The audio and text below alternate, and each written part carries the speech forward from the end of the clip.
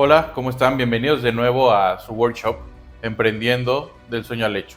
Vamos a tomar la segunda parte de este módulo número 5, escribiendo el guión, el business plan. Como bien saben, hemos transcurrido hasta ahora 4 módulos y la primera parte del módulo número 5. Arrancamos con el módulo 1, que fue el de Atrévete a Emprender, donde vimos el ecosistema emprendedor, cuál es el camino que tenemos que seguir como emprendedores y el perfil que debemos llenar para poder hacer un buen papel dentro del emprendimiento. Después nos fuimos al módulo 2, que fue tu razón de ser, el Ikigai, donde alineamos al emprendedor, a la persona, con su emprendimiento. Después nos fuimos a modelar la propuesta de valor usando las herramientas de Business Model Canvas, empezar a bajar toda esta información que teníamos en mente para irle dando forma, para después entrar a poner esa idea a prueba, ¿no? A través de Lean Startup, donde validamos si estamos listos o no para salir al mercado y cómo podemos hacer esto de una manera que quitemos, digamos, toda esa información y todas esas actividades que no nos sirven y hacerlo con un costo bastante optimizado. Después entramos al tema de escribir el guión, el business plan.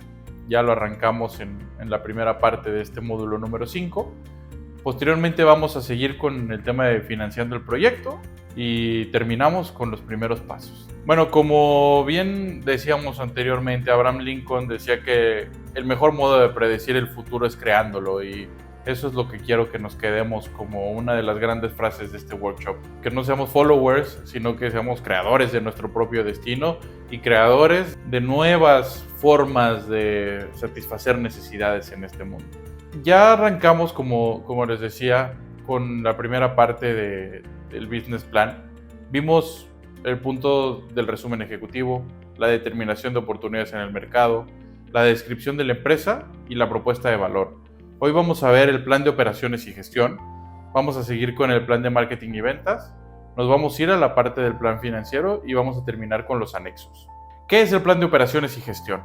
Bueno, pues el plan de operaciones y gestión lo que busca es presentar los aspectos técnicos y organizativos que están relacionados con la elaboración del producto o servicio, ¿no? Vamos a determinar desde ahí cuáles son los procesos que la compañía requiere para llevar a cabo la propuesta de valor, definir la estructura organizacional necesaria para llevar a cabo dichos procesos. Vamos a apalancar el éxito del proyecto a través de los perfiles y antecedentes del management, sobre todo de la organización, destacando la importancia para asegurar el éxito del proyecto. Vamos a ver qué tecnología vamos a utilizar y cuáles son los activos físicos que nos permitirán ofrecer al público estos productos o servicios. Y también vamos a describir desde el espacio que necesitamos, la localización y el equipo y material que necesitaremos, el inventario que vamos a ocupar para pedir regularmente y los proveedores y horarios operativos de nuestra compañía. Esto ya lo empezamos a ver. Como les decía, el Business Model Canvas nos sirve como un muy buen preámbulo para el Business Plan, y hay varios puntos y varias cosas que vamos a ir retomando. Básicamente para esta parte del plan de operaciones vamos a retomar puntos desde las actividades clave, recursos clave y socios clave. ¿Qué vamos a retomar de la parte de actividades clave y recursos clave? Pues las preguntas guías que contestan qué actividades o recursos clave requieren nuestra propuesta de valor, cuáles son nuestros canales de distribución y sobre todo entrar en esta parte de las categorías, ¿no? La producción, resolución de problemas, la plataforma, la red. Eso desde el punto de vista de actividades clave y recursos clave, para después arrancar con la parte de socios clave, donde vamos a contestarnos estas preguntas guías de quiénes son nuestros socios clave, quién son nuestros proveedores clave, qué recursos clave estamos adquiriendo de los socios y qué actividades clave realizan estos socios. Como ya habíamos visto anteriormente, las motivaciones para las asociaciones son diferentes, ¿no? Una es optimización y economía, otra es reducción de riesgos e incertidumbres, otra más es adquisición de recursos y actividades particulares, porque pues ahí sí la frase de zapatero a tu zapato, o sea, hay procesos y hay partes core de nuestro negocio que tenemos que hacer nosotros, pero muchas otras veces hay cosas que ni siquiera es necesario que aprendamos a hacerlo y que podemos contratarlo de otros proveedores que son especialistas en esas actividades, ¿no? Ahí es donde tenemos que identificar muy bien cuáles son las cosas que nos agregan valor y cuáles son las otras que no nos agregan valor y que las podemos tercerizar. Vamos a entrar con una parte que es fundamental de la compañía y que si logramos desde el principio nos va a facilitar el camino siempre, ¿no? Que son los procesos.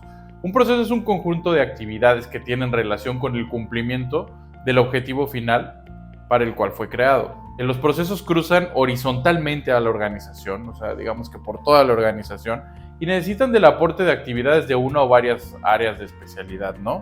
Los procesos se identifican para qué, pues lo vamos a hacer para determinar la secuencia de actividades que cruzan a la organización y que permiten lograr el objetivo final y determinar los aspectos críticos de las actividades, ¿no? Ya sea las actividades que agregan valor, actividades que agregan costo, volúmenes y cuellos de botella, funciones y responsabilidades de las personas, factores críticos del éxito de los procesos. ¿Y pues por qué? Porque lo que queremos es aislar las características competitivas de las personas y mejor apuntalar las características competitivas de la organización. ¿Por qué una empresa debe dependerse de sus procesos y no de las personas? Es lo que nos debemos de preguntar. Porque los procesos hacen que la empresa tome valor en el tiempo.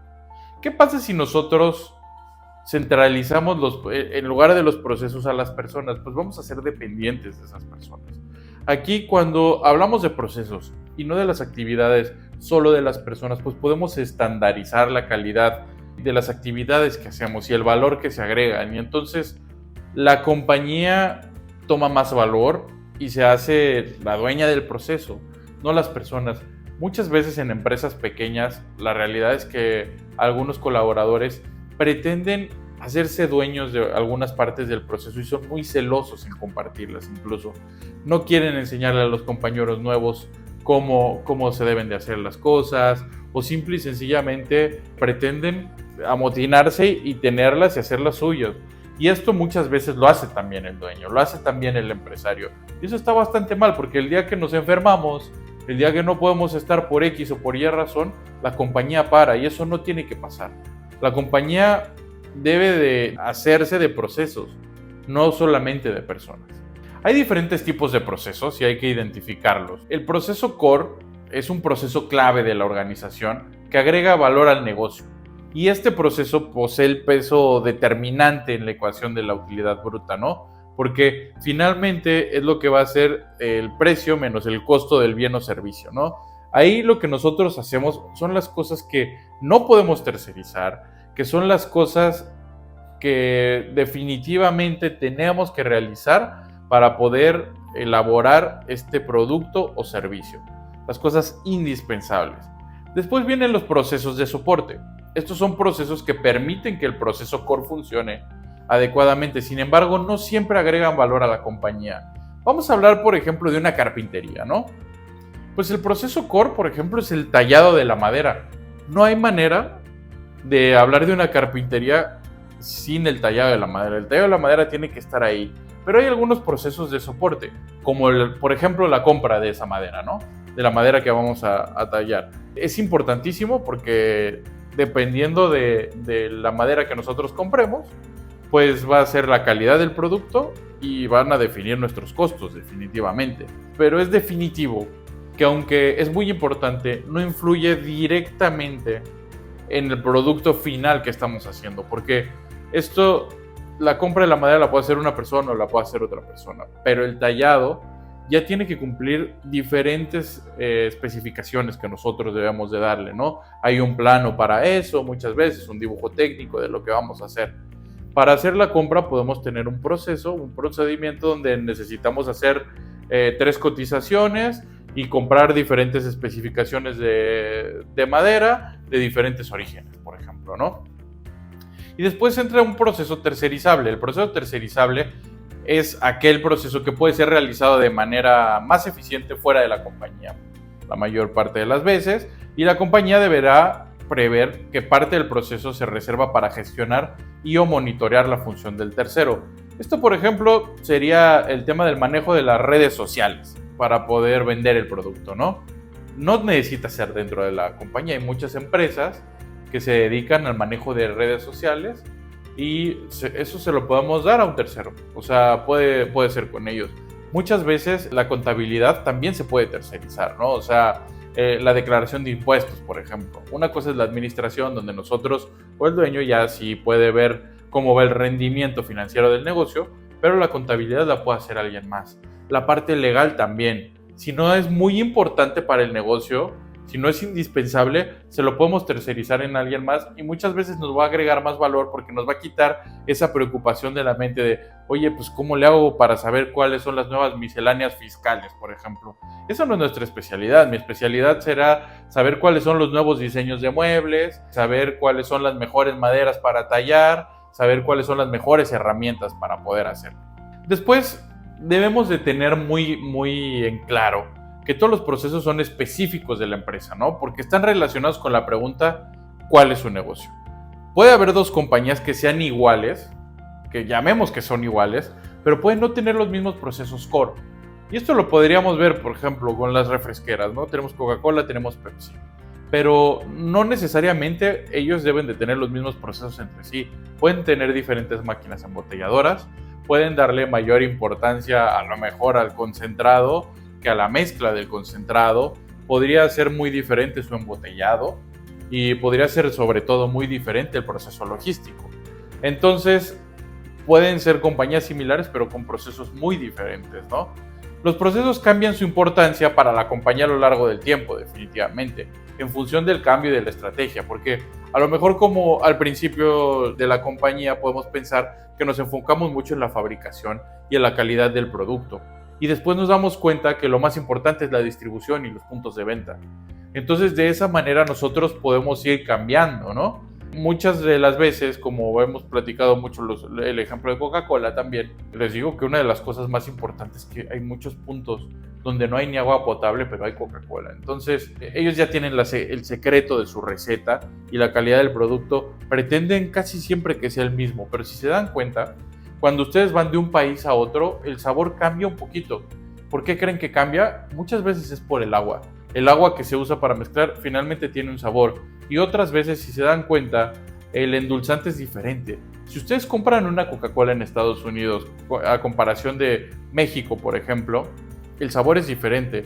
E incluso en Estados Unidos se pelean muchas veces ese sabor de la Coca-Cola de México.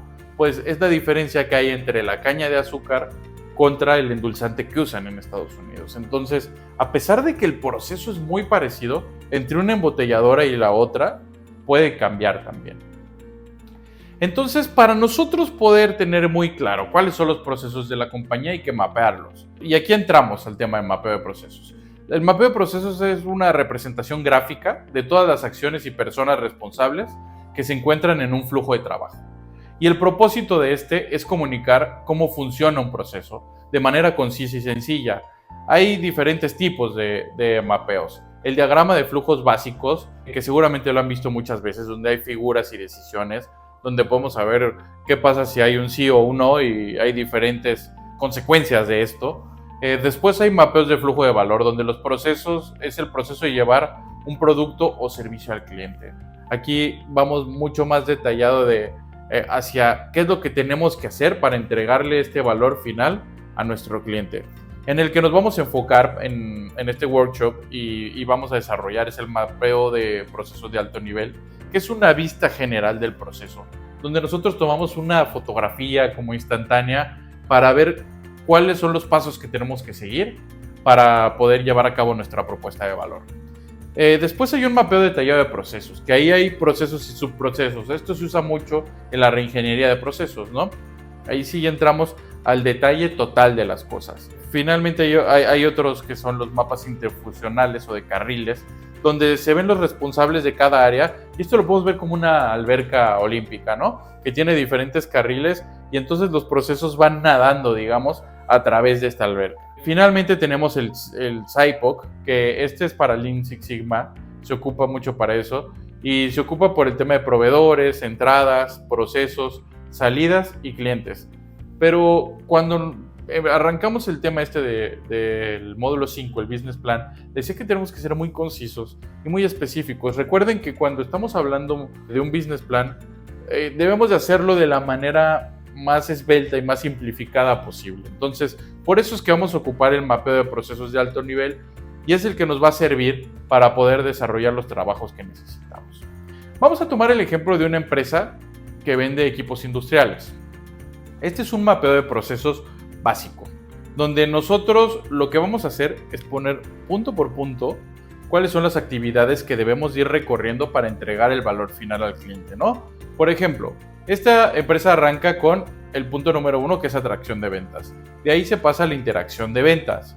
Sigue a cualificación del negocio, después hace una propuesta técnica, después el número 5, que es la propuesta comercial, una orden de venta, la validación de administración y operaciones, asignación del ejecutor de la orden de venta, de ahí nos vamos a almacén, compras y logística, después nos vamos al punto número 10, que es despacho y o ejecución del proyecto, número 11, que nos vamos a la QC de recibo y o reporte de servicio, número 12, facturación, número 13, cobro y pago, y terminamos con encuesta de satisfacción. De ahí regresamos otra vez y se convierte en un ciclo, ¿no? Estos son las actividades más importantes que nosotros percibimos, pero también hay otros procesos de soporte, que son la declaración de impuestos, el registro de patentes, los contratos, movimientos patronales, etc. Hay algunas cosas que son de soporte, que no son como la naturaleza total para poder nosotros cerrar una orden de venta, despacharla y cobrarla como tal. Entonces, esas lo podemos poner como procesos de soporte.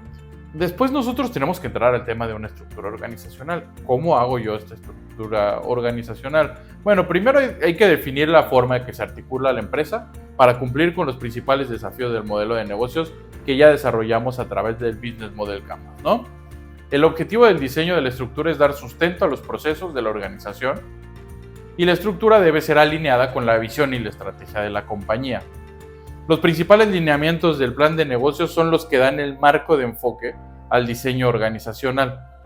Nosotros, teniendo en cuenta la estrategia organizacional definida y los procesos clave que sustentan y acompañan dicha estrategia, vamos a definir cuáles son los puestos críticos en cada uno de los procesos core de la organización y cuál es el nivel de toma de decisiones que tiene cada uno de estos puestos.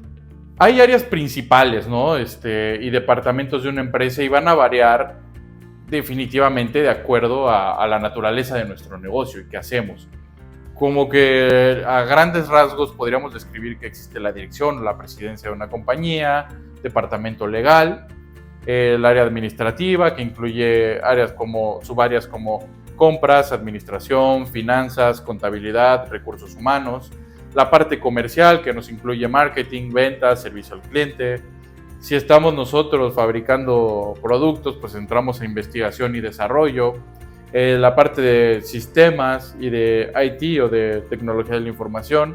Y la parte operativa, ¿no? Que ya incluye logística, almacén, servicio, instalaciones, mantenimiento, operaciones, project management, supply chain o cadena de suministro y abastos.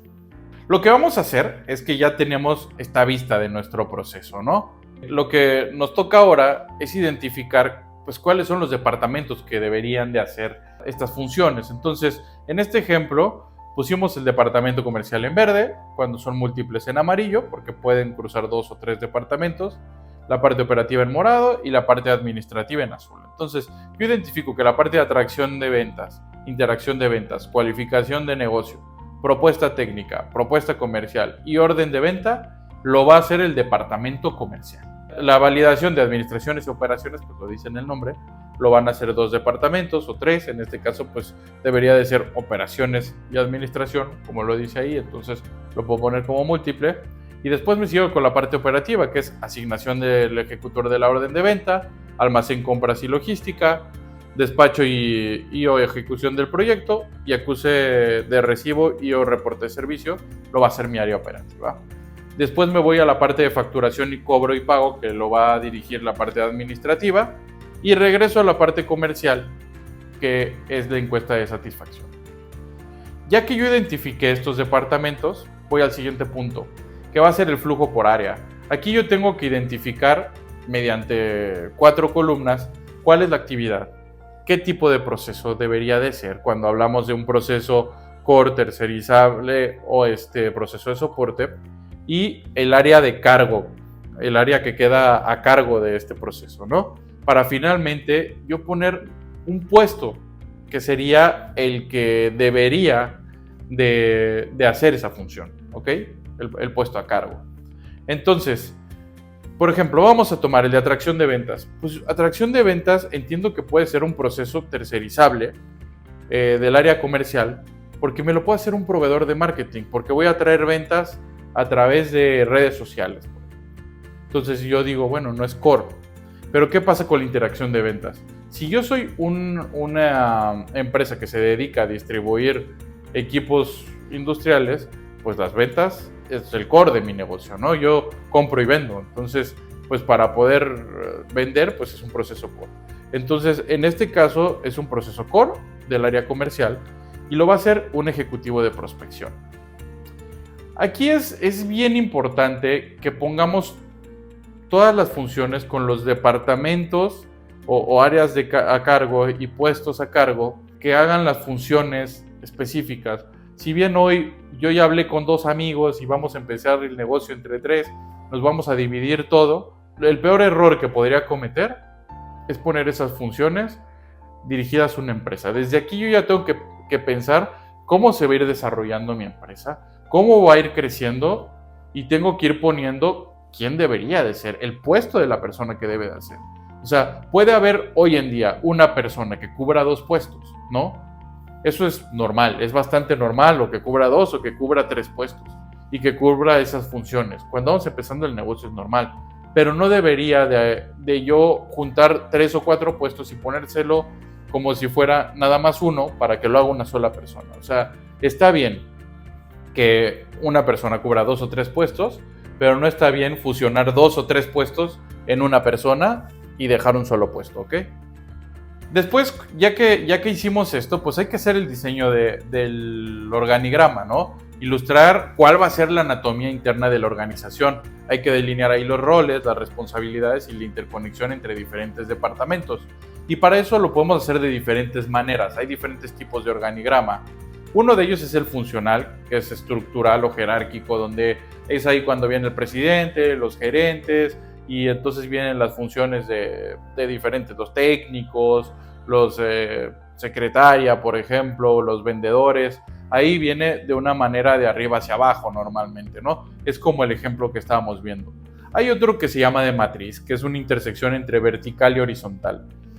Horizontal empieza a correr diferentes funciones en el departamento de acuerdo al recorrido del cliente normalmente, ¿no? De cómo va él ahí. Entonces, va haciendo intersecciones entre unos y otros. Es bastante complicado poder pensar en un organigrama así para empezar. Eso más bien es cuando una compañía ya está andando mucho más adelante.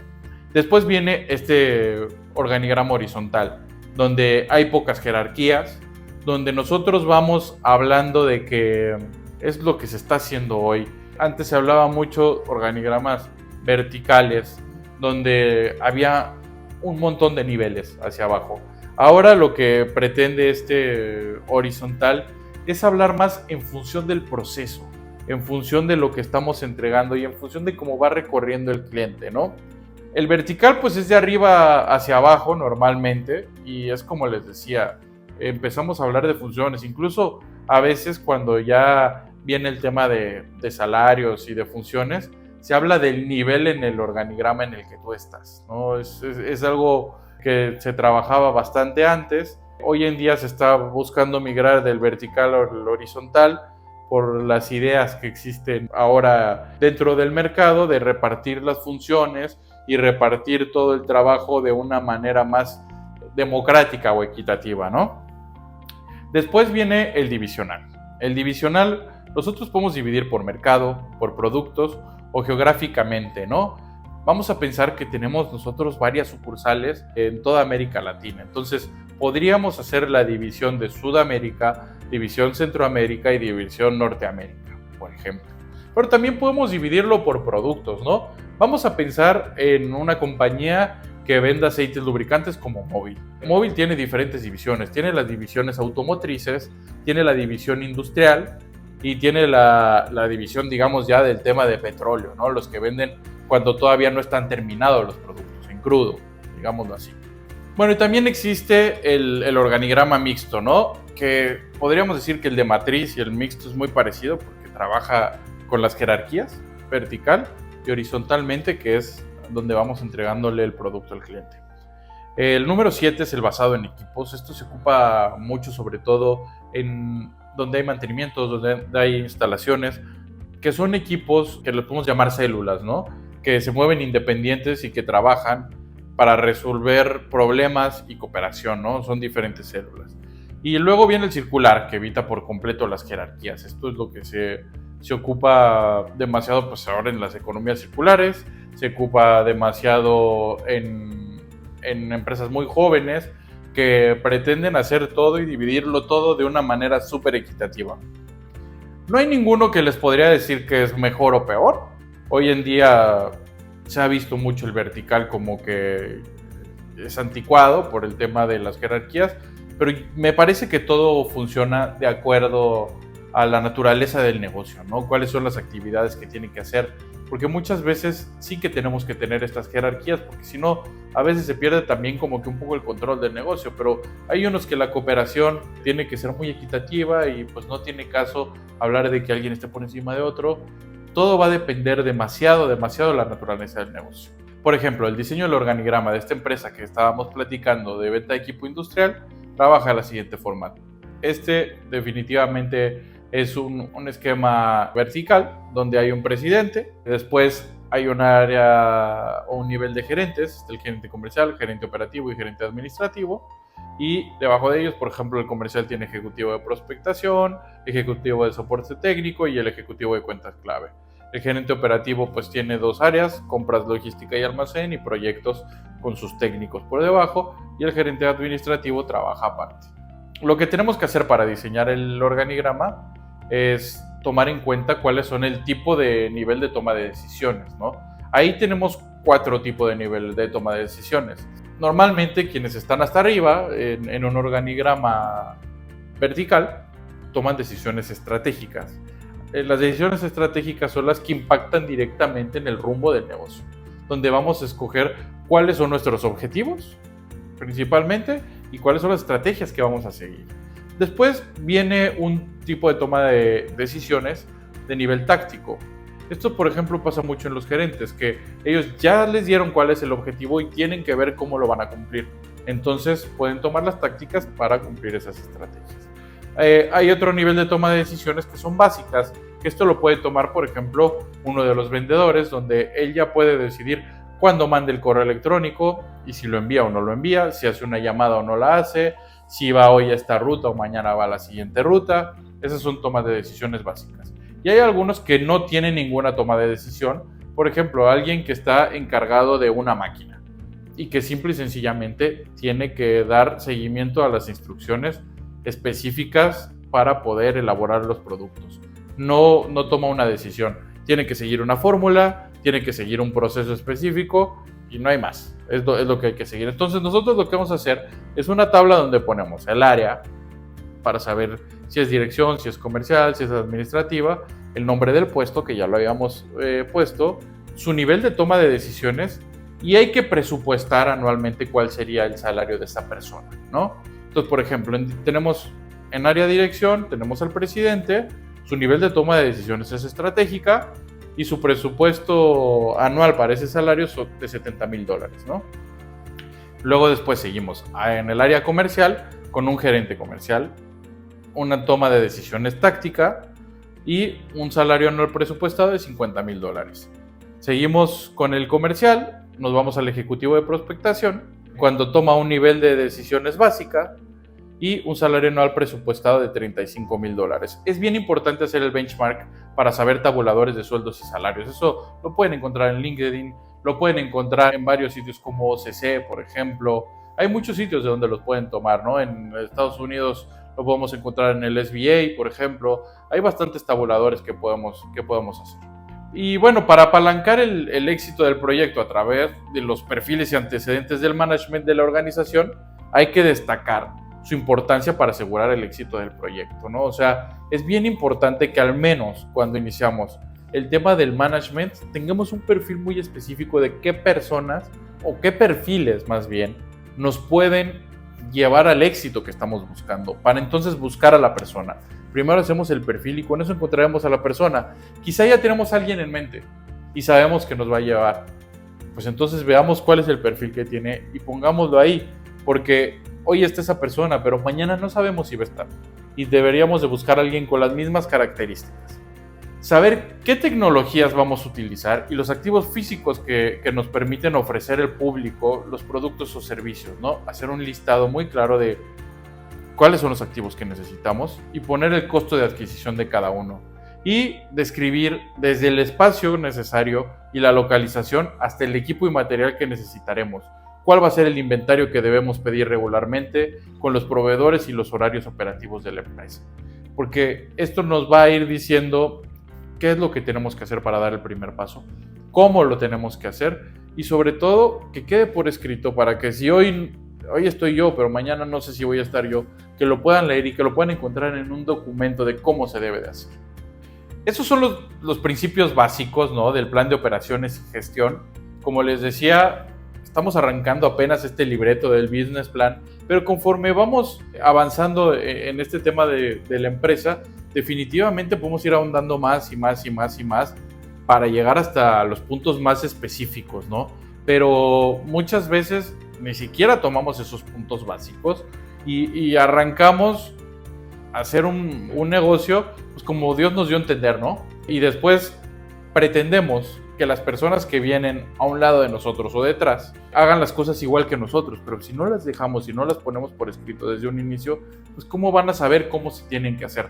No todas las personas pensamos igual, entonces es por eso la importancia de hacer esto bien desde el principio. Bueno, pues ahora arrancamos con el plan de marketing y ventas, que a mí me encanta esa parte, de ahí es de donde tengo mayor expertise, les podría decir, y la verdad es que es una parte bien divertida del negocio y siempre le damos mucha importancia a la parte de las ventas y a veces nos olvidamos de otras, ¿no? Es importante que le demos importancia, pero con un enfoque siempre ya desde el consumidor e incluso de la parte de la operación, cómo lo vamos a llevar a cabo.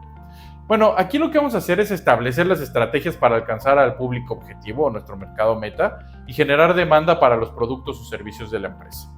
Dentro de este punto vamos a desarrollar el análisis de mercado, nuestros buyer persona, o lo que anteriormente llamamos en el Business Model Canvas mercado meta, los objetivos que vamos a tener de marketing y ventas, las estrategias. Este marketing mix se desarrolló hace bastante tiempo y que Philip Kotler le llamamos el padre de la mercadotecnia, y no fue el que lo inventó, pero sí el que lo desarrolló de una manera más clara, donde viene el tema de producto, precio, plaza, promoción.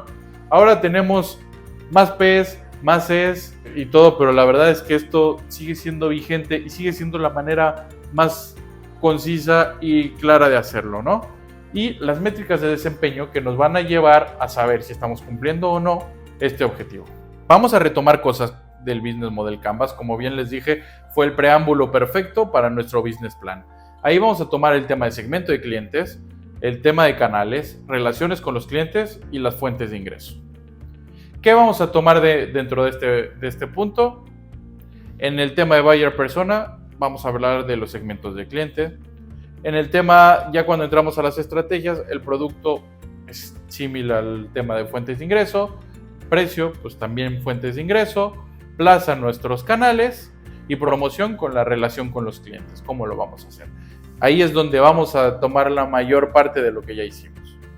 En el segmento de clientes, ¿qué vamos a tomar? ¿Qué es lo más valioso? Pues para eso ya nos preguntamos para quién estamos creando valor, quiénes son nuestros clientes más importantes, es nuestra clientela un mercado masivo, un nicho de mercado, una plataforma segmentada, diversificada y o multifacética, y en canales, pues a través de qué canales nuestro segmento de clientes quieren ser alcanzado, cómo los estamos alcanzando ahora, cómo se integran nuestros canales, cuáles funcionan mejor, cuáles son más rentables, cómo los estamos integrando con la rutina de los clientes y en relación con los clientes, qué tipo de relación espera cada uno de nuestros segmentos de clientes que establezcan y mantengamos con ellos, cuáles hemos establecido, cómo se integran con el resto de nuestro modelo de negocio y qué tan costosos son, ¿no? Y entramos al tema de nuestras fuentes de ingresos, o sea, cómo vamos a meterle dinero al negocio, ¿no? ¿Por qué valor están realmente dispuestos a pagar nuestros clientes? ¿Para qué pagan actualmente? ¿Cómo están pagando actualmente? ¿Cómo preferirían pagar? cuánto contribuye cada fuente de este ingreso a los ingresos generales, ¿no? Y saber si estamos metiendo el dinero por venta de activos, por tarifas de uso, tarifas de suscripción, préstamos, por alquileres, un tema de leasing, si nos están pagando licencias de algún software o de algún servicio, un producto, si hay tarifas de corretaje, si nos están pagando por publicidad, que hoy se usa demasiado en algunos medios digitales, si nuestros precios son precios fijos, si hay un precio de lista, si dependerá de las características del producto, si depende del segmento de los clientes, si dependemos de algún volumen, ¿no? Si tenemos diferentes tipos de distribuidores y dependiendo del volumen son los niveles de descuento, por ejemplo. Si hay precios dinámicos, si hay una negociación, si gestionamos por rendimiento, si es un mercado de tiempo real. Aquí es bien importante y es donde también nosotros podemos dar la pauta y hacer muchos cambios en el mercado, ¿no? Porque hay productos que a lo mejor hoy en día se están vendiendo y nosotros decidimos que vamos a entrar a una parte de rentar por ellos o hacer tarifas de suscripción. Si vamos a de repente, por ejemplo, la gente que desarrolla juegos de video hoy en día, que es de los mercados más grandes que hay, pues tú dirías, bueno, lo que ellos venden es la licencia del uso de los juegos, ¿no? O venden de alguna manera la descarga del juego. Sí, pero también es muy importante para ellos ya la publicidad. Airbnb también lo veíamos. Airbnb pues cobra una tarifa por la renta de estas propiedades o el alquiler de las propiedades, pero también cobran por anuncios y también cobran por las experiencias. Entonces aquí es donde nosotros podemos ingeniárnosla para tener más fuentes de ingreso de lo que tenemos hoy en día, ¿no? O sea, las televisoras, ok, muchas veces venden sus producciones para que las reproduzcan en otros lados, pero pues de donde más dinero ingresan definitivamente es por la publicidad, ¿no? Entonces ahí es donde tenemos que pensar muy bien cómo lo estamos haciendo y cómo lo podemos hacer para hacerlo diferente. Luego entramos a la parte del análisis del mercado, pues es el proceso de recopilar la información necesaria sobre el sector en el que la empresa va a participar y al que queremos ingresar, ¿no? Para estudiar cuáles son las condiciones actuales de ese mercado meta, a nivel macro y microeconómico, muy importante, o sea, entrar a la célula principal donde estamos, pero también ver qué tendencias globales hay, ¿no? En la economía, con el fin de tomar decisiones oportunas y rentables para el negocio. Aquí, pues vamos a tener, cuando nosotros estamos haciendo un business plan, tenemos nuestra bolita mágica donde podemos empezar a futurear y a ver qué está pasando. Eso es lo que queremos saber, ver qué está pasando para tomar acciones. Entonces, la parte del análisis de mercado es fundamental porque nos podemos anticipar a los escenarios.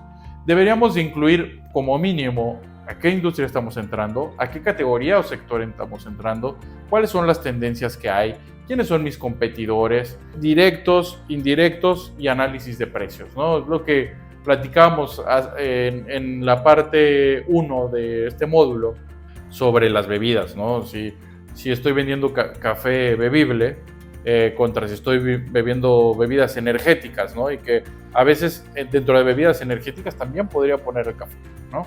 Entonces hay que tener bien claro y bien abierta la mente para entender, no solo nos estamos metiendo a una categoría de vendo café, sí, pero pues vendes bebidas y puedes, algunas de tus bebidas ya son energéticas. Por ejemplo, hoy en los Estados Unidos y en México también se está ocupando y en otros países de América Latina lo he visto también, que bebidas funcionales, ¿no? En las cafeterías venden bebidas que te proporcionan más colágeno, bebidas que te proporcionan más energía, bebidas que te ayudan para mejorar la piel, por ejemplo.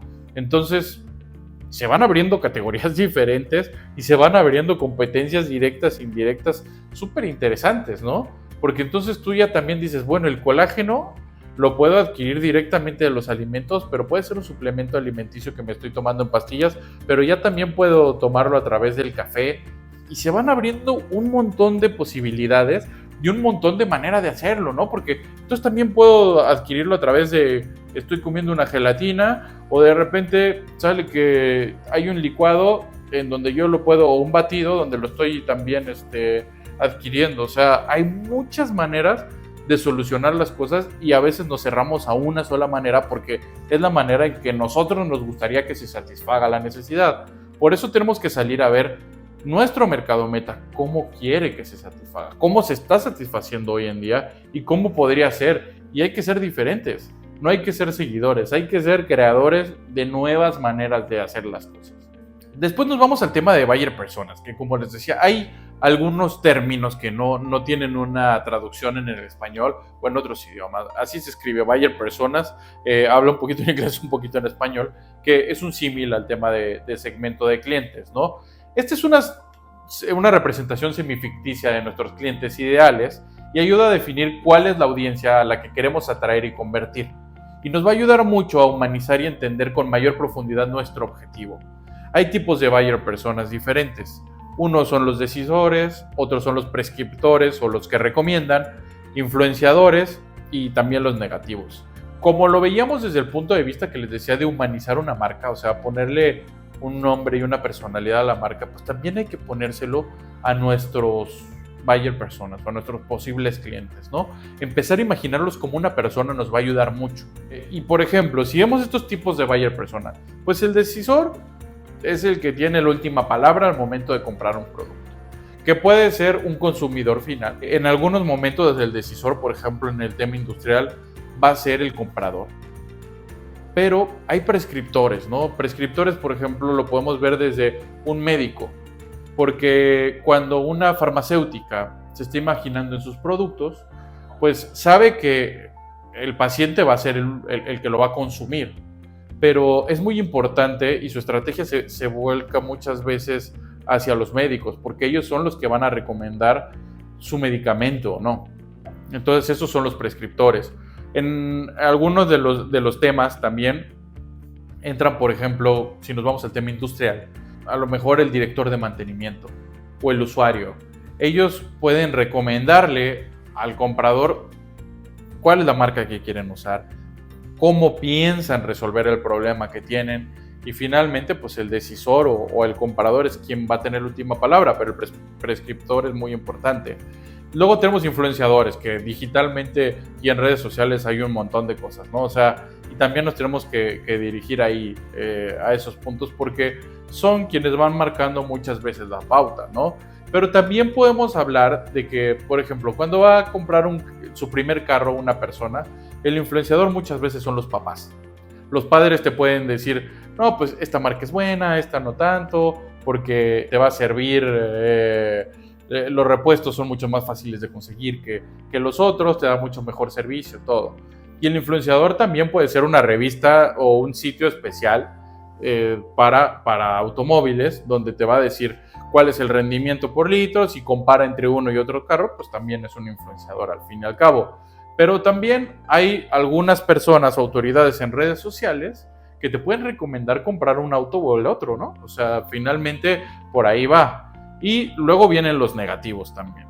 Y esos tenemos que tener mucho cuidado y tenemos que tener bien visualizados quiénes son para atacar esos puntos que les pueden molestar y que no se conviertan nuestros detractores en el principal problema de la marca, ¿no? Hay que verlos también a ellos, no nada más hay que ver a los buenos, también hay que ver a los que no les gusta y por qué no les gusta. Si tú logras convertir a un detractor en un consumidor y se puede convertir en un apasionado de tu marca y de tu empresa, ¿eh? Y eso, de verdad, si ya convenciste al más difícil, créeme que a los más fáciles van a llegar mucho, mucho más rápido. ¿Qué debemos de hacer cuando estamos creando el buyer persona? Pues debemos incluir un nombre. Se ocupa mucho, por ejemplo, que la principal característica de la persona sea el apellido, digamos, ¿no? Si es alguien que es innovador, pues le vamos a poner como apellido innovador. Y lo que se usa mucho es poner el nombre también con la misma letra con la que empieza este apellido para que sea fácil, ¿no? Por ejemplo, podemos llamarle Iván Innovador, ¿no? Por ejemplo. Es muy fácil de entenderlo y lo podemos hacer así. Si esta persona es una persona muy negativa, pues le podemos poner Contreras. Y entonces puede ser un Carlos Contreras, porque siempre lleva la contraria. Si es alguien que es indeciso, pues puede ser Ignacio Indeciso. Es muy divertido crearlo. Hay características sociodemográficas que tenemos que incluir, pues esto va a ser entre qué rango de edad está, sus pensamientos, hacia dónde van. No estamos hablando tanto como que de género masculino o femenino, pero sí cómo son sus orientaciones para pensar, cómo piensa ese cerebro, ¿no? A lo mejor un poquillo por ahí nos puede servir, nos puede servir el nivel académico en el que se encuentra, nos puede servir en qué parte del continente está, porque hay diferentes características de acuerdo a eso, ¿no? Entonces, sus características sociodemográficas, descripción de su personalidad, si es alguien innovador, si es alguien atrevido, si es alguien divertido, si es alguien poco social, hay que ponerlo. Análisis de sus intereses y objetivos, porque eso es lo que nos va a ayudar. O sea, si es una persona de mantenimiento de una empresa, seguramente sus objetivos es tener el menor tiempo posible detenidas las máquinas, ¿no? Entonces su objetivo será tener una producción continua y tener la conducta y respuestas en redes sociales es muy importante. Saber si consumen el contenido a través de Instagram, si lo consumen a través de LinkedIn, si lo consumen a través de newsletter, a través de los emails, si les gusta suscribirse a revistas digitales, por ejemplo, especializadas. Hay que hacer un muy buen análisis de esto. Y aquí, al menos deberíamos de tener entre 3 y 5 buyer personas, entenderlos bien, pero de verdad que dependiendo de la empresa que vamos a crear y del rubro en el que entramos, podemos tener cuantos queramos. Eso nos va a ayudar a dirigir la comunicación con ellos, a dirigir nuestras actividades con ellos de venta e incluso el desarrollo de nuestros productos y o servicios. Y bueno, pues hay que ver los objetivos que vamos a tener dentro del plan de marketing y ventas, ¿no? ¿Cuáles son las metas o los resultados específicos que estamos persiguiendo?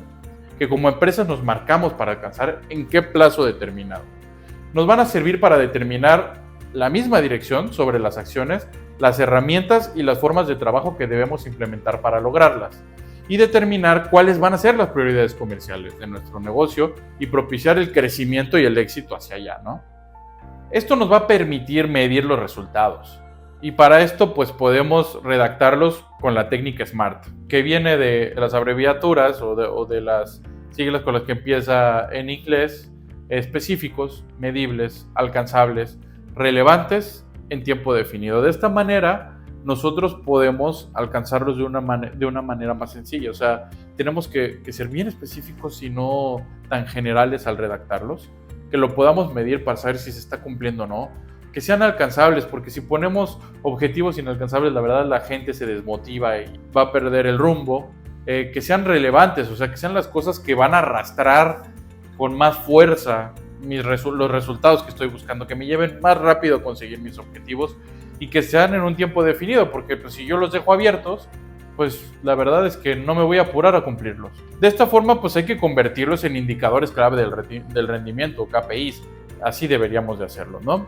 Hay diferentes objetivos. Ejemplos de algunos objetivos de marketing es dar a conocer la marca entre el público objetivo, que muchas veces lo podemos llamar como awareness. El share of market, que puede ser el cómo nosotros, qué parte del mercado adquirimos nosotros o en el que dominamos nosotros, encontrar nuevos mercados a nivel internacional o local, buscar un mejor retorno de la inversión, captar nuevos clientes, lanzar un producto nuevo, optimizar la conversión, ¿no? Desde los desconocidos hasta los prospectos y después a los clientes, fidelizar a los clientes, incrementar beneficios de la empresa o aumentar las ventas como tal. Y hay diferentes estrategias para alcanzarlo, ¿no? Las estrategias son este plan de acción desarrollado para promover y vender los productos o servicios de la empresa a través de canales y mensajes relevantes para un cierto público. Se basa en el conocimiento profundo de estos buyer personas que ya redactamos y que ya hicimos, para así asegurarnos que los esfuerzos del marketing van a ser efectivos y van a alcanzar esas metas comerciales que nos trazamos.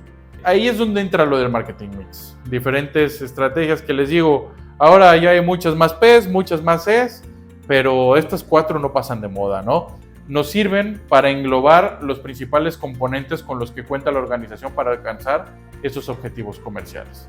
El número 1, o la primer P, es el producto, que es la mercancía física o servicio a ofrecer. El 2 es el precio, que es el costo asignado a esta oferta. El 3, que es el punto de venta o plaza, que llamamos antes, que es el formato de venta para los productos. Y la promoción, que va a ser la estrategia para llegar al consumidor. Hay varias metodologías. Yo hoy les voy a hablar de la que considero que es la más eficiente, la más eficaz y que es muy humana para atender, que es el inbound marketing, que es una metodología de negocios que atrae prospectos y clientes al crear contenido de valor y experiencias dirigidas a ellos, ¿no? Este modelo se representa con un ciclo basado en el cliente, a través de un flywheel, un flywheel que es un volante, el cual, a diferencia de los modelos de embudo, no tiene un inicio o un fin, porque lo que pretende es una relación fluida y constante entre cliente y proveedor. Se hablaba mucho antes en el marketing entre la palabra pull y la palabra push. Push es cuando yo empujo el producto, cuando lo aviento y cuando le digo al mercado, esto es lo que tengo para venderte, ahora tú lo tienes que comprar. Después empezamos con el pull, de saber qué es lo que quiere el mercado para entonces yo crear el producto.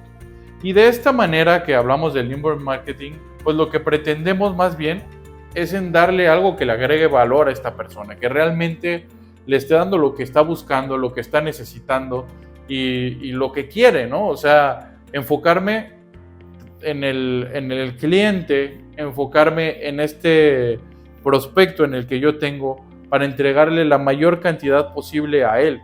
No ser, como les decía, una compañía egocéntrica que quiere de alguna manera satisfacer necesidades insatisfechas para mí, ¿no? O sea, yo tengo que saber cuáles son las necesidades insatisfechas del mercado meta al que voy. Las mías, pues finalmente yo seré el mercado meta de alguien más, pero no mío. Antes había otras etapas con un objetivo cuando hablamos de un embudo, ¿no? El embudo, los clientes entraban, se convertían, pasaban por diferentes departamentos y entraban como prospectos y al final, pues la última prioridad era tener a estos clientes y atenderlos.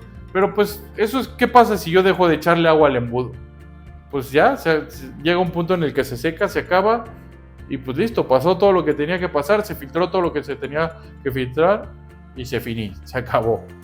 Pero en esta etapa del flywheel o el volante, pues el cliente está al centro. Entonces nosotros lo que pretendemos es tener una relación fluida, que esté constantemente dando la vuelta, ¿no?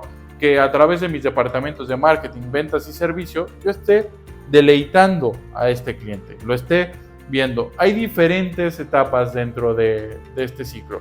Son 3 principales, que es atraer, donde atraemos prospectos y clientes con contenido útil y relevante, interactuar con ellos a través de ofrecer soluciones a los desafíos de nuestros prospectos y clientes, así como las estrategias para que cumplan sus objetivos, y al mismo tiempo de escuchar y responder dudas, ¿no? Generar una retroalimentación constante para después deleitarlos, implementar un sistema para deleitar a los clientes hasta convertirlos en promotores que recomienden la marca a desconocidos.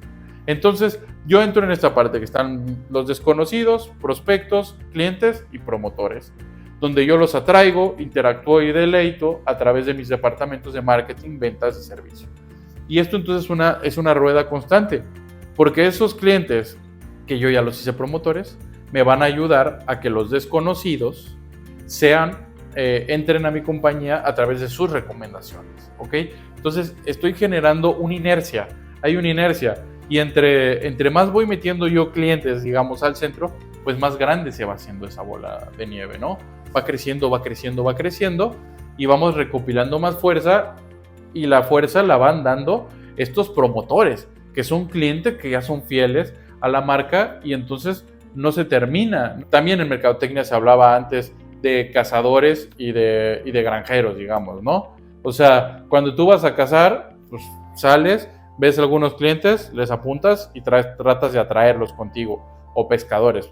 Pero, ¿qué pasa si tú te dedicas a cultivar esos clientes, a darles más valor? Bueno, pues entonces hay un punto donde puedes hacer una mezcla bien interesante, ¿no?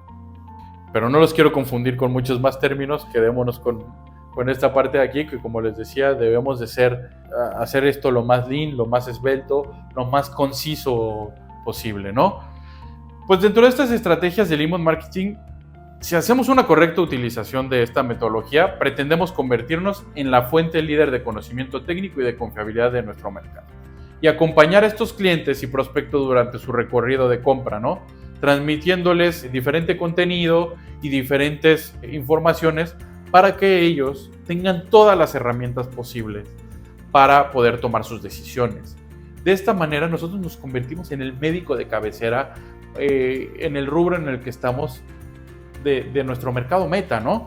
Vamos a generar contenido de acuerdo a la etapa en la que está, las 3 etapas en las que va surgiendo nuestro comprador, ¿no? El comprador siempre va a recorrer 3 etapas. Una es el reconocimiento, donde él empieza a experimentar que hay síntomas, problemáticas y experiencias de mercado que le dice, ah caray, creo que necesito algo, pero pues a lo mejor todavía no sé qué. Entonces tengo que reconocer qué síntomas tengo y nosotros podemos ayudarle hablando de esos síntomas que existen para un mercado meta, ¿no? Después entra la etapa de consideración, donde dice, ok, necesito algo, pero no sé cuál es la solución que va a saciar la necesidad que tengo. Entonces, nosotros ahí podemos compartir información de soluciones para alcanzar las metas y retos de nuestros buyer persona, para finalmente entrar a una etapa de decisión, donde ellos ya tienen bien claro que tienen una necesidad, empiezan a considerar diferentes tipos de soluciones para esa necesidad y entonces tienen que decidir entre esas soluciones. Ahí nosotros deberíamos de resaltar el valor de nuestras soluciones y finalmente lo que buscamos es acompañarlos durante esta etapa de reconocimiento, consideración y decisión y debemos de transmitir la información correcta a la persona adecuada en el momento justo. Eso es lo mejor que podemos hacer, porque con eso vamos a ganar su confianza y nos vamos a convertir, como les decía, en sus médicos de cabecera y en la fuente más grande de confiabilidad que hay, ¿no?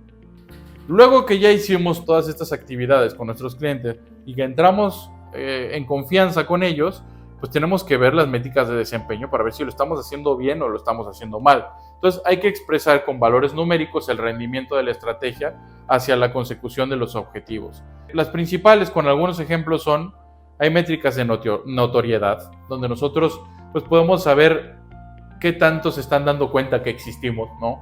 Que es el tráfico del sitio web, seguidores en redes sociales y de alcance, que al fin y al cabo lo platicábamos, son métricas vanidosas, ¿no? De compromiso, pues de todo eso que estamos haciendo, qué porcentaje de clics estamos recibiendo, cuánto tiempo están en nuestro sitio web, participación en redes sociales, cuántas llamadas recibimos, ¿no? Saber si se están comprometiendo con la información que están viendo.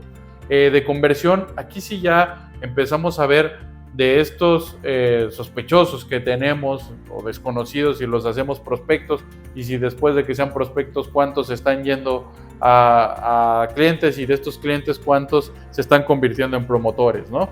Esa tasa de conversión, cuánto nos está costando adquirir estos clientes y el valor del ciclo de vida del cliente, cuánto tiempo están permaneciendo con nosotros. Y ahí es donde entran los de retención, ¿no? La tasa de rotación de clientes, si los clientes se quedan mucho tiempo conmigo o se van pronto, y si los puedo retener por mucho tiempo, cuánto tiempo están durando conmigo esos clientes.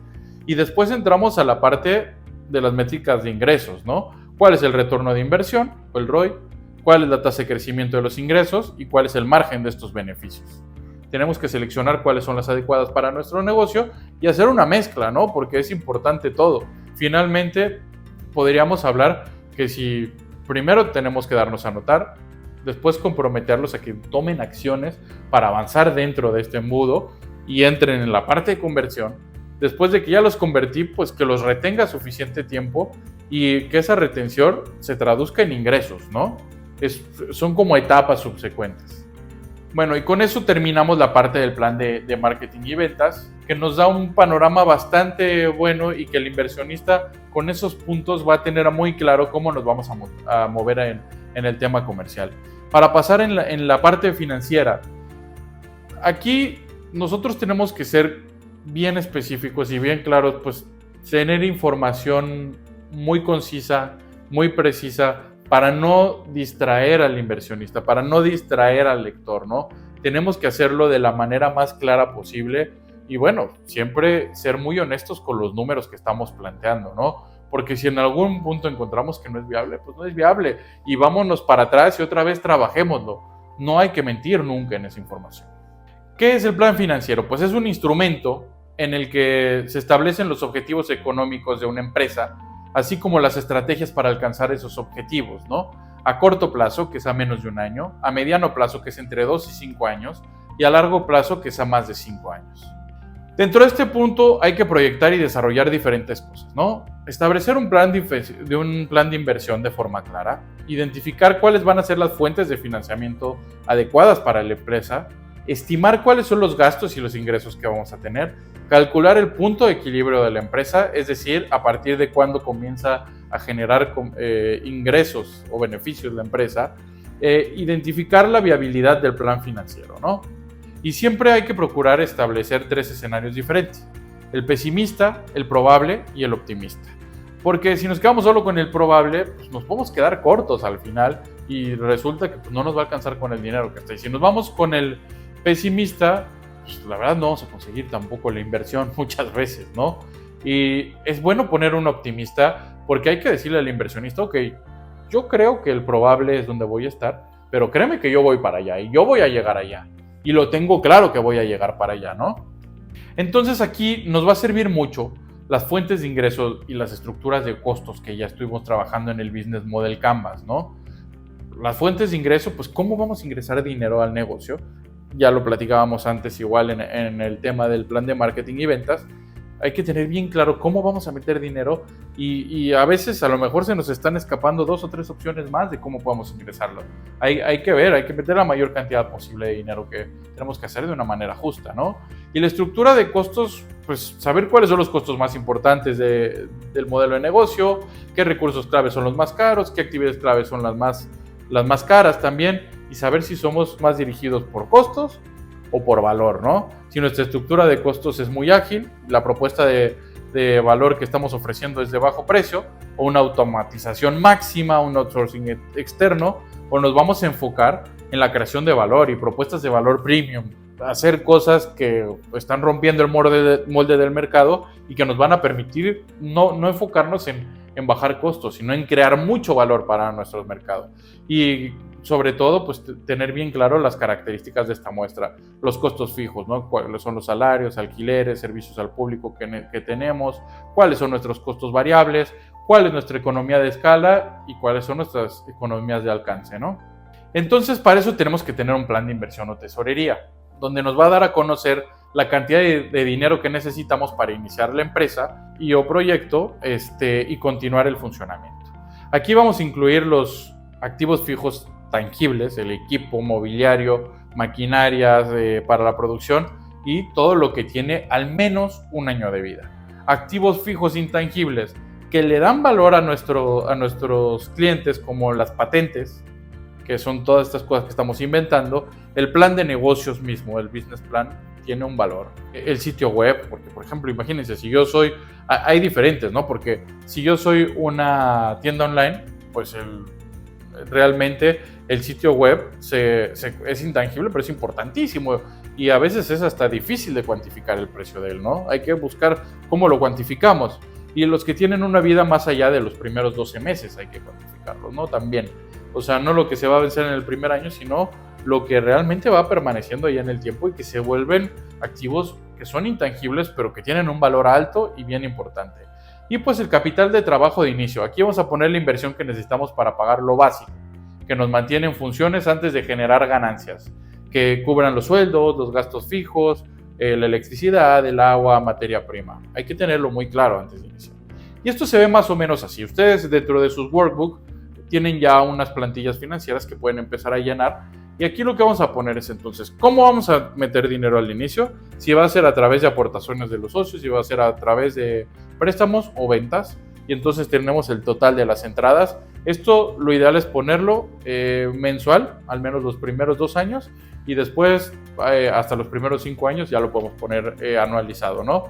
Y las salidas de dinero que vamos a tener: compras de mercancía, compra de maquinaria, devolución de préstamo o pago de préstamo, intereses de los préstamos, compras de computadoras, suministros, alquileres, las fianzas de los alquileres o los depósitos. Entonces, con esto yo tengo el total de salidas. Entonces, puedo saber mis entradas menos salidas, si me están dando números positivos o negativos. Si me están dando negativos, pues le voy a tener que sumar a los ingresos. ¿De dónde voy a sacar ese dinero? Tengo que adelantarme y estar listo, ¿no? Y tener un colchón y no irme ahí muy justito. Después viene el estado de resultados o estado de pérdidas y ganancias, ¿no? Donde vamos a tener en un reporte financiero, ahí nos va a reflejar detalladamente cuáles son los ingresos y egresos de una empresa durante un periodo determinado. Esto, la verdad, tiene que ser una fotografía que tenemos que estar revisando constantemente. Aquí vamos a saber cómo estamos haciendo las cosas. Este va a ser el resultado más palpable de cómo estoy haciendo las cosas, si bien o mal. Esto se obtiene restando los gastos de los ingresos para entender mejor cuál es el beneficio neto que yo tengo y que está obteniendo la organización, ¿no? Nos va a permitir conocer el estado de ganancias y pérdidas de la empresa, y el estado de resultados cumple varias funciones adyacentes también, ¿no? Evaluar el flujo de caja de la empresa, medir el desempeño del negocio y llevar a cabo un análisis de la rentabilidad, ¿no? Y esto se ve más o menos así. Yo pongo las ventas menos las devoluciones y los descuentos, ¿no? Ese es el primer punto que tengo. Con eso saco las ventas netas. Después el costo de las ventas netas, que ahí viene la materia prima para el bien que estoy haciendo y la mano de obra directa, ¿no? Por ejemplo, si yo vendo botes de basura hechos con metal, pues entonces necesito saber pues, cuántos rollos de metal estoy comprando y cuánto me están cobrando los roladores, los soldadores de ese metal, ¿no? Lo que va directo.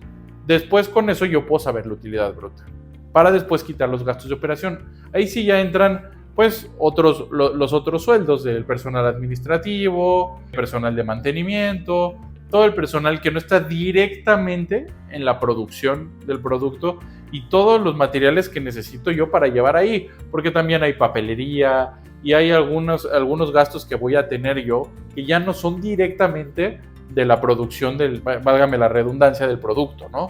Entonces, ahí yo voy a tener ya una utilidad en operación. Después ya vengo con el costo integral del financiamiento. Tengo que saber los intereses bancarios, la utilidad bancaria que tengo, los gastos financieros, pérdida bancaria.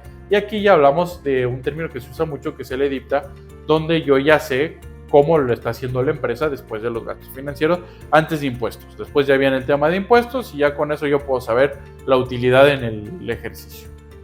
Como les decía, esto lo tienen dentro de su workbook. Pueden ver el ejemplo en el material de este módulo y lo pueden contestar en la plantilla que tienen ahí. Tienen un Excel. Y un punto que es importantísimo, pues es el punto de equilibrio, donde yo ya sé que los ingresos y los egresos están al mismo nivel, ¿no? Y ahí ni gano ni pierdo, estoy en ceros. Este análisis nos va a indicar cuando el negocio comienza a ser rentable como tal, y nos va a permitir establecer metas mucho más ambiciosas. Este punto de equilibrio tiene unos componentes muy importantes y el primero es el ingreso por unidad, ¿no? Aquí es cuánto ganamos por cada, o cuál es el precio de venta por cada unidad que estamos vendiendo. Solamente en cuánto lo vendemos, cuál es el precio de venta, ese es el ingreso por unidad. Después vamos a sacar los costos variables. Estos costos son los gastos que cambian en función de cuántas unidades estoy vendiendo yo, ¿no? Vamos a volver al tema del ejemplo de los botes de basura metálicos. Aquí yo debería de saber exactamente cuál es la cantidad de lámina de metal que necesito. Vamos a pensar que yo por cada 10 botes que produzco necesito un rollo de metal, ¿no? Entonces yo ahí puedo saber exactamente que 0.1 láminas de rollos de metal es mi bote y puedo saber cuánto cuesta, ¿no? ¿Cuánto cuesta eso? ¿Y cuántas horas de trabajo necesito para que se produzcan entre los soldadores, los roladores, los que están así? Entonces yo puedo saber, si yo pago por hora trabajada, puedo saber que de un equipo de trabajo me puede hacer igual 10 botes por cada hora. Entonces sé que me cuesta 0.1 horas de trabajo hacer un bote. Puedo saber cuál es el costo. Entonces la contribución o el margen de contribución va a ser el ingreso por unidad menos estos costos variables por unidad. Entonces va a ser la suma de dinero disponible que me va a quedar para contribuir después al pago de los gastos fijos. De esta manera, entonces yo, si vendí este bote en $50, vamos a pensar, y me costó de costos variables 10, pues me van a quedar mi contribución o margen de contribución va a ser de $40, ¿ok? Después vienen estos costos fijos. Aquí sí ya son las partidas tales como los seguros, los sueldos administrativos, rentas, costos de desarrollo de los productos, que se mantienen más o menos iguales, sin importar cuántas unidades de producto o servicio se vendan. Con todo eso, yo ya puedo calcular mi margen de contribución, que va a ser el precio de venta menos el costo variable por unidad. Ahí tengo el primer cálculo que puedo yo obtener. El segundo va a ser el volumen de equilibrio, la cantidad de botes que necesito yo vender para empezar a ganar después de ese, ¿no? Entonces yo tengo mis costos fijos totales entre este margen de contribución unitaria, ¿no? Yo con eso, yo puedo saber a partir de cuántos botes metálicos empiezo a ganar. Entonces, si el volumen de equilibrio me sale que son 50, bueno, a partir del 51 empiezo a ganar. Y eso sería el punto de equilibrio. Igual, tienen un ejercicio para hacer ahí dentro de su material y el workbook. Después viene algo importantísimo, que esto es lo que van a estar validando los inversionistas o los lectores del business plan, que es el análisis de retorno de inversión. Esto nos sirve para comparar el retorno del dinero gastado dentro de la empresa con retornos disponibles en otra parte, ¿no? Como la inversión en bonos de gobierno, ¿no? El ROI o retorno de inversión debe ser razonablemente alto, más que lo que la empresa podría conseguir con la inversión en otras oportunidades externas. Esto porque finalmente yo voy a saber cuánto dinero estoy ganando por invertirle a mi empresa y ponerme a producir estos botes metálicos de basura, a cambio de cuánto ganaría si yo dejara el dinero en el banco o de si yo comprara certificados del tesoro para ganar dinero, ¿no?